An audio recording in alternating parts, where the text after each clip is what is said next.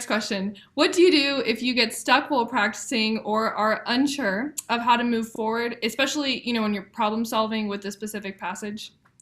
Very easy. I record myself.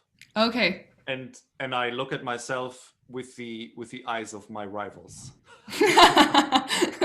Yes. And I immediately come to a solution. Yeah. There's this saying, and it's absolutely 100% true. If you want to learn something, teach it. Yeah. And if you want to improve something, or if you want to learn something, teach yourself. So you need to have, with that wonderful invention. I mean, iPhone is not really so useful because it compresses the sound. But if you use a good camera and a good sound system, or even just a Zoom, then you can look at yourself and be like, okay, if I was my teacher, I would correct this, I would correct that, and then that is a really good first step. Is just to step beside yourself or out of yourself and just look from the outside. Sometimes when I have a day when nothing is working, I know that's the day when I'm going to make progress. Oh. So just to say like, nothing's working, Starbucks, that's not the solution. I mean, of course, if you just keep working and you have a downward spiral and get frustrated, that's also not good. Yeah, because frustration is not going to help anybody, and we don't need that kind of acidity in our bodies. But to allow yourself to just play through, because we all have the inner critic back here, right?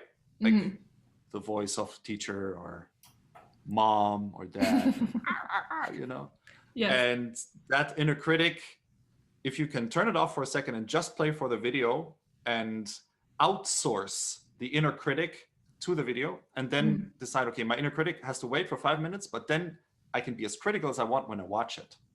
Okay. Yeah. First of all, that's great because it's very freeing when you play.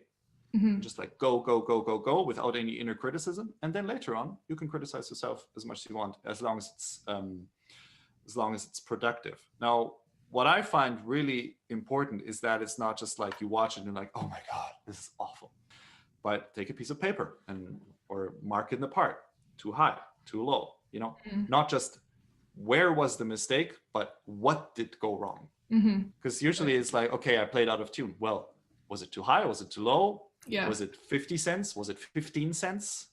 Like be as specific as you can. When I say to myself, oh, this is bad, I get way more down on myself even. Like there's another, I think, part of it being, it can be very harsh to be like, oh, this is also bad, instead of being like strategic about it, like you said, and being very specific and say, okay, what is actually bad? Like it's not really the whole thing. It's just these little things that could be better. And probably it's not even bad. The thing is that, and this is totally kitchen calendar sounding, but mistakes are a chance. It's a chance for you to get better. So actually what we should do is welcome the mistakes in the practice room, because if we do them in a practice room, when we fix them, we don't have to make them on stage. And I've made enough mistakes on stage that at this point I savor the practice room mistakes. I'm like, oh, good that I made that mistake now, because then I don't have to make it in public with 2,000 people watching. I think we need to be not generous with ourselves, but and also not forgiving, because I think then that leads to sort of being indifferent about what we do. But we should take everything as just as a fact. Okay, I played too high. How much too high? 10 cents? Okay, fine. I'll try to play lower next time, without all that, all the drama.